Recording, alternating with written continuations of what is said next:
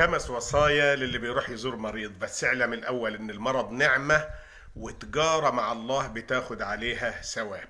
في 5 وصايا قبل ما تزور المريض هقولهم لك، بس بعد ما تصلي على النبي محمد صلى الله عليه وسلم.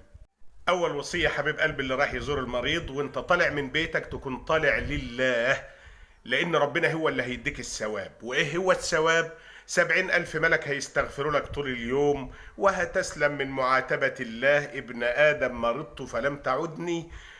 وبعدين لو طلع عشان يتقال عليك صاحب واجب، او اصل المريض ده كان جه زارك لما انت كنت مريض فانت بتردها له، او عشان تشيله جميلة، لا، يبقى تخليك في بيتك احسن. ليه؟ خلي نيتك لله عشان ربنا هو اللي هيعطيك الثواب. الوصية التانية تختار الوقت المناسب للزيارة والوقت المناسب للحالة. يعني ايه الوقت المناسب للزيارة؟ ما تفضلش سهران مع اصحابك بقى للساعة 11 بالليل 12 وبعد كده تقول انا افتكرت لما اروح ازور فلان اصله مريض. لا، ده مش وقت مناسب.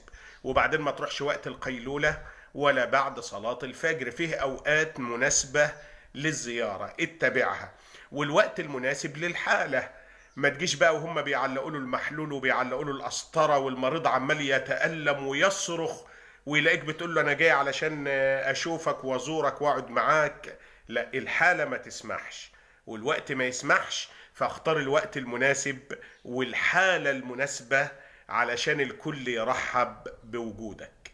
الوصية الثالثة حبيب قلبي اللي رايح يزور المريض، اتبع آداب دخول البيوت أثناء الزيارة، من الاستئذان وإلقاء السلام وغض البصر، وإنك لما تدخل البيت تجلس في المكان اللي يحدده لك صاحب البيت.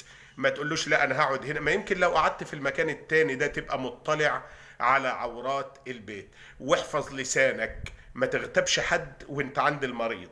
ما تقولوش والله انا كتر خيري، شوف انا جاي لك من اخر الدنيا وفلان جنب بيتك بيعدي عليك مرضاش يجي يزورك. لا، اوعى تغتاب حد واوعى تتكلم فيما لا يعنيك وانت عند المريض. الوصية الرابعة حبيب قلبي، ما تطولش عند المريض في الزيارة. 5 دقايق او 10 دقايق، ما يمكن ان هو عنده عذر. هو الاول كان صاحبك وبعد معاك بالساعات، انما هو الوقت مريض. وبعدين فيه نقطة مهمة، ما تقلش عليه انك تعرف سبب مرضه. ما يمكن ما هوش عايز الناس تعرفه. تبقاش قاعد عند المريض بقى تقول لا وريني الروشتة بتاعتك، وريني الروشتات اللي في الادوية لما اقرا الدواء اللي الدكتور وصفه لك ده بيتاخد لايه. لا، انت جاي تزور المريض، جاي قاعد بأدب، ما تطولش في القعدة، ما تكترش عليه. وبعدين يا اخي لو قدرت تاخد في ايدك هدية او تعزم عليه بمبلغ من المال يبقى جزاك الله خيرا. واوعى تنسى تدعي للمريض قبل ما تقوم، لان زيارة المريض كلها دعاء زي ما علمنا النبي صلى الله عليه وسلم. الوصية الخامسة، وصاك النبي صلى الله عليه وسلم انك لما تدخل على المريض تدخل عليه السرور والفرح والبشرى، ومهما كان مرضه تحسسه ان مرضه بسيط وان مرضه سهل، وبشره ولا تنفره. وده لها ثواب عند ربنا. مش تبص في وشه كده تلاقي وشه اصفر تقول انت وشك اصفر. ده عمتي الله يرحمها قبل ما تموت باسبوع وشها اصفر. ما تحاولش. انت عينيك احمرت، ده كان خالي الله يرحمه. لا، اتق الله ودخل عليه السرور وحسسه ان الشفاء قادم باذن الله.